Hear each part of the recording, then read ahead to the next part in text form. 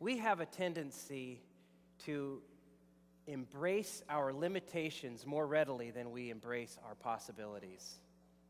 When we are faced with something in life, a lot of times our default mode is to just think about all of the reasons why we can't, rather than what all the possibilities could be if we did. And so it's just this tendency to embrace our limitations rather than the possibilities. When I was in college, I went to college in Colorado Springs, Colorado, at a place called the Colorado College. And I chose that school not for its academics, not for its great sports teams, not for any of the normal reasons why people choose colleges. I went there because I wanted to snow ski regularly. And so I went there for that, and I did, and I loved it. And another thing that we did when we were in college is we went rock climbing there was a city park in Colorado Springs called the Garden of the Gods. Anybody been to Garden of the Gods? And yeah, and so if you've been there, you know that there are these big rocks, and they're like it's almost like there was a frozen beach of sandstone, or like, they took sand and they froze it underground, and then they went boom like that with plates, and that's the way I think of it. Anyway. There's fantastic rock climbing there, and one of my friends, his name was Alex. We learned how to rock climb together. We kind of taught each other, which is probably not a brilliant plan, but anyway, we did. And so we climbed a bunch of climbs that were really easy in the beginning, and as we got better, we progressed to more and more difficult climbs. But I remember this one climb that was particularly difficult and particularly challenging. It was a climb where it was not totally vertical, it was kind of less than vertical, and you would climb up this kind of slab, and then there was another place where it looked like there were, like the slab was kind of like lifted up, and then it was kind of like this. So there was this bulge that went out, so you'd climb up underneath this one, and then you'd have to climb up over that and then keep going. Does that make sense? And so you'd climb up this slab, and then you'd get to this place where you have to kind of go out and around to continue. And so we studied this particular route a lot of times, and we watched people do it, and we felt like we could probably take a try at it. And so my friend Alex went first, and so he climbed up, and he got up to that place where the bulge was, and he kind of got up underneath it, and he reached around, and he grabbed what was a really large handhold. We called it a bucket hold. And you could just grab that bucket, it's like a pull-up bar, and just pull yourself out and around the bulge and push down and put your foot on the ledge and then keep going. And so he did it, and when I watched him, I thought, wow, that wasn't really that bad. That looked pretty easy. And so he came down, and then it was my turn to go. So I went up, and I got up underneath the bulge, and I got crouched up underneath it, and I reached around to grab the big handhold, and I couldn't reach it. Alex is 6'1", and I'm 5'6". And so we realized that the way to climb that, for me, for somebody of my stature, the only way to make that climb would be to grab some of the lower holds that are not as wonderful, and to get your feet up as high as you could, and then just to kind of like that, and just bounce and jump. And so there would be a moment where you were just completely, like a cat flying through the air. And so the next time I went, I got up underneath that ledge, and I got into the position to go, and I couldn't do it. Like, I got scared. I started thinking about all of the limitations. Like, hey, what if I'm known for being short. I am not known for being a high jumper. What if I don't make it, or what if I go up and I grab it and the thing breaks off? Or what if I just started thinking of all of the limitations. And because I was thinking about all of those limitations, it kept me from doing it. And so I just kind of crouched there in fear. When I think about my own life, and as I've talked with many of you, and I've heard your stories, and I've thought about my own stories, it occurs to me that all of us probably struggle with thinking more about our limitations than we do about the possibilities. And we are limited. We have limitations, and it holds us back from experiencing incredible things. We allow our age to limit us. Our bodies to limit us. Some of us don't allow ourselves to keep going because we have a past that seems to limit us. And there are so many things that kind of hold us back. Our careers, our families. Some of us have toxic relationships, and we need to get out of those relationships, but there are all these things that cause us not to do it, and they kind of hold us back, and we just think about why we can't get out of those relationships. There are positive relationships that we ought to be embracing, but we have all of these limitations that keep us from embracing those limitations. And so we constantly allow our limitations to guide what we do instead of the possibilities. This first chapter of Luke is incredible, and this next section that we're going to look at more carefully has something to say about all of this. If you want to pull out your Bible, you're welcome to, because we're going to walk through these verses. If you're unfamiliar with how to find Luke, my trick is you take the Bible and you just kind of split it in half, and then you take the second half and split that in half. And when I do that, I land in Matthew, and then you just take a right. It goes Matthew, Mark, Luke, John, Acts, Romans, and keeps going. But we're going to Luke, so it's Matthew, Mark, Luke. So you go to Luke, and then you'll see these big numbers. Those are the chapter numbers.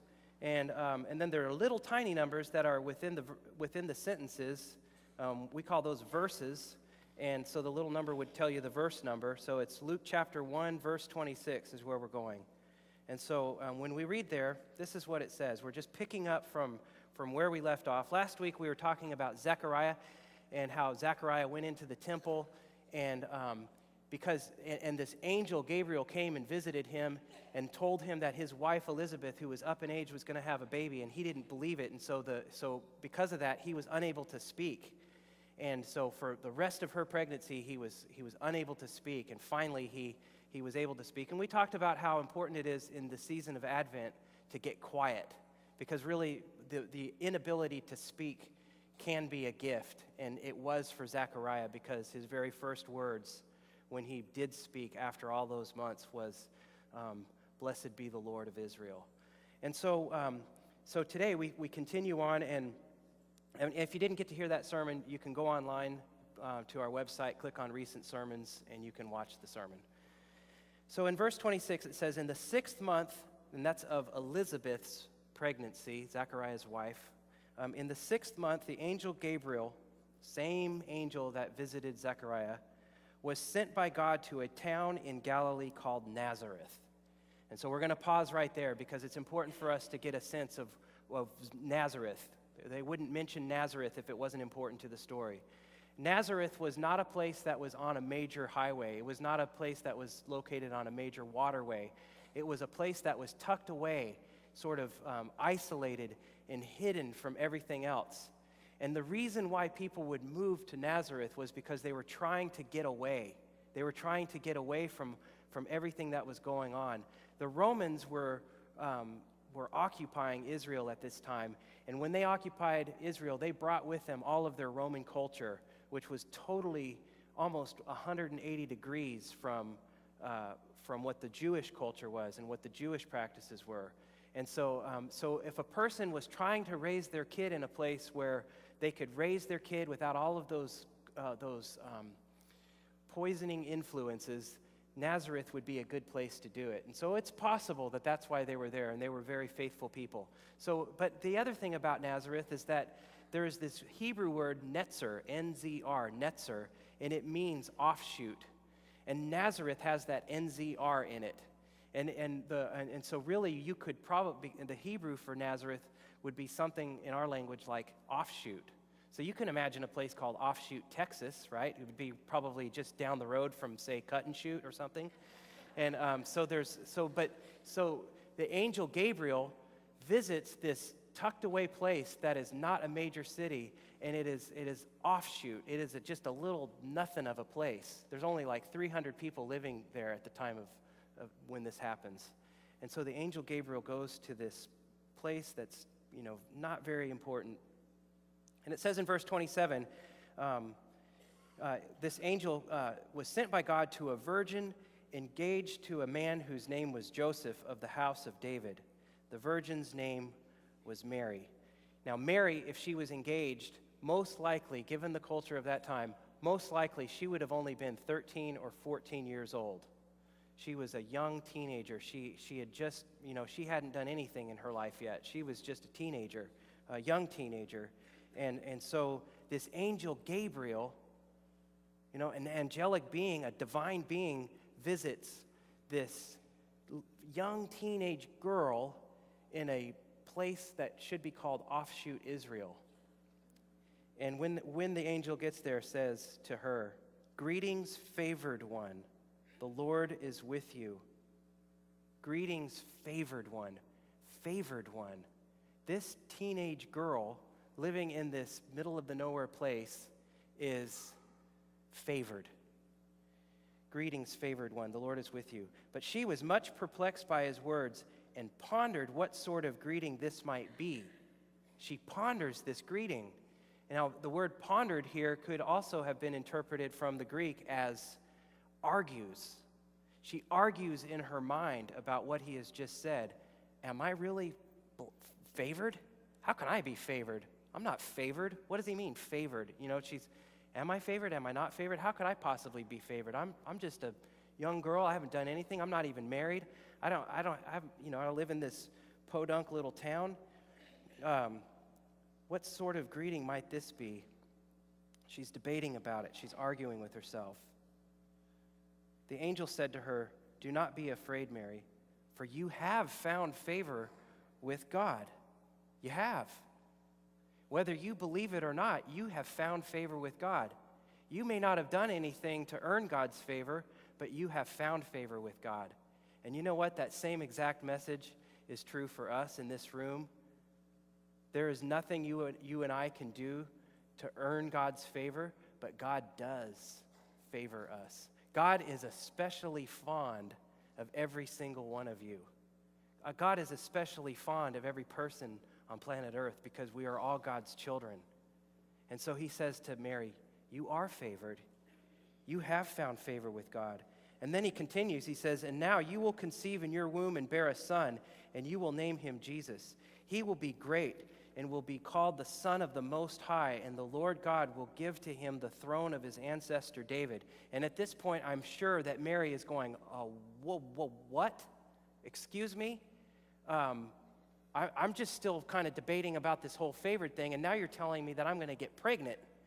And not only are you telling me that I'm going to get pregnant, you're telling me that my baby is going to be the Messiah. That's what you're talking about here. And he continues, "He will reign over the house of Jacob forever, and of his kingdom there will be no end." And if you were to turn to Daniel chapter 7, verse 14, and you started reading what Daniel prophesied there, you would see this exact same language, that this baby that she is about to have, what the angel is telling her, is this baby is going to be the one that Daniel prophesied and Isaiah prophesied and has been talked about all these years. He is to be the one to save the world. That's who is going to be growing inside of you. So Mary, I've got to believe Mary at this point is starting to think about all of her own limitations. She's starting to think about the limitation of where she's from, the limitation of her age, the limitation of whether or not she has any kind of status with God.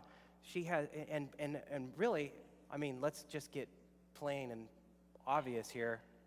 How is she going to get pregnant without the technical means of pregnancy when that hasn't happened yet? You know what I'm saying? So how? And so she says to the angel, "How can this be?" And the angel said to her, "The Holy Spirit will come upon you. The power of the Most High will overshadow you. Therefore, the child to be born will be holy. He will be called Son of God. and then he says, basically, let me give you some proof, okay? Your relative Elizabeth, in her old age, has also conceived a son, and this is the 6th month for her, who was said to be barren. Your relative Elizabeth, the one who is up in age and shouldn't be able to have children, and you know how she and Zechariah had struggled all of those years to have a child, she's in her 2nd trimester. So if that's possible, then hey.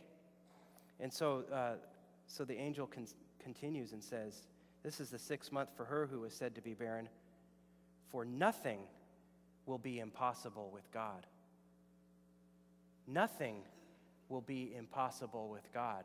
And so now Mary has to think about this. She's got a whole list of limitations that could hold her thinking back, and she could crouch in fear because of all of these limitations.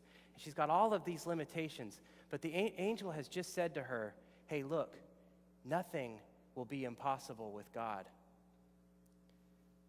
And Mary believed it. She believed it. And the question for us, because we have all these limitations, and whether we would acknowledge this or not, whether we are even aware of it, God is always asking us to do something, to which we start listing out all of the limitations. I can't do that for you, God. I don't have time. I can't do that for you, God. I don't have the money. I can't do that for you, God. I don't have the teaching ability to do that. I don't have when we list all of these limitations. But here's the thing. Nothing will be impossible with God. Mary believed it. Do we? Do we believe that nothing will be impossible with God? I couldn't take it that my friend Alex was able to climb that climb, and I couldn't. I wouldn't stand for it. So I went home, and I started practicing my jumps. Just every day, I would just kind of go, and just kept practicing it. And when I finally got the courage, I climbed as fast as I could. I decided that you are going to make this move before you even think about it. You're not going to pause underneath that bulge. You're going to climb right up to it, and you're going to do your little squat thing and jump. And so I squatted, and I jumped, and I leapt, and I grabbed on. And I pulled myself up. And it was amazing. I felt so good. And here's the thing. There are lots of things that God calls us to do. With God, nothing is impossible. So are we willing to take that leap and grab on to what is possible? Because if we will, man, life starts to get great. Are we willing to take that leap and go for that bucket hold? With God, nothing is impossible. And we know that Mary believed this because in the very next part, what we see is her response to that statement, with God, nothing will be impossible. Mary said, "Here am I, servant of the Lord. Let it be with me according to your word." In Advent, we prepare ourselves to take that leap, to do what is only possible with God. We prepare ourselves so that when God calls us, we can also say, like Mary said, "Here am I. May it be with me according to what you have said." This is a church just constantly amazes me. I'm just finishing up my 3rd year at this church, and every year I've just fallen more deeply in love with this church.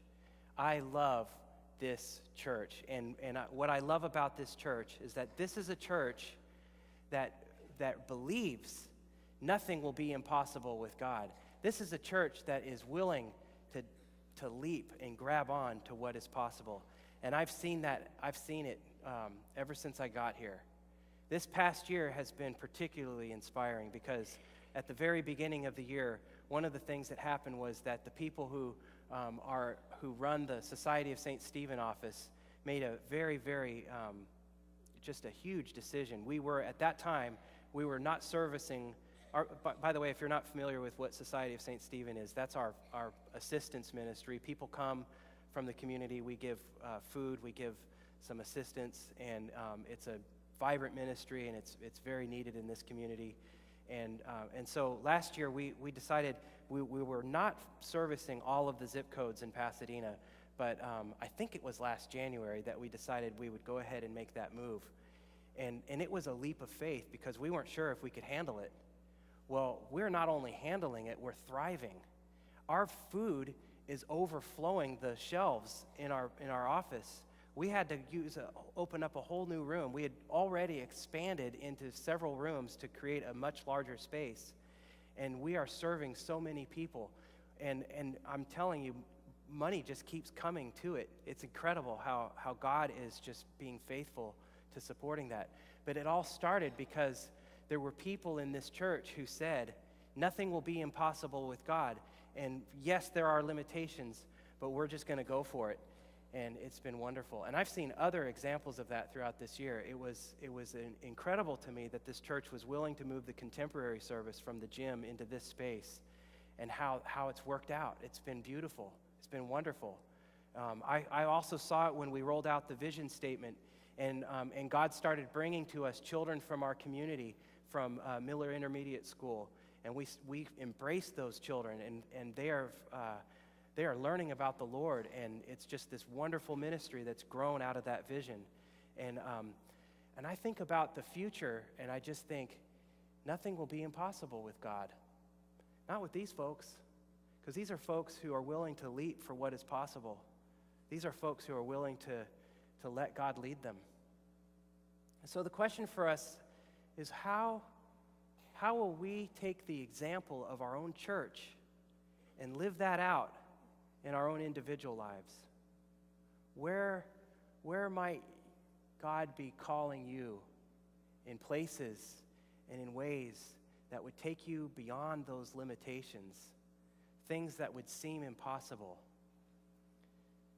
Nothing is impossible with God. Nothing. So as a church, let's say, here am I. Here am I. Amen.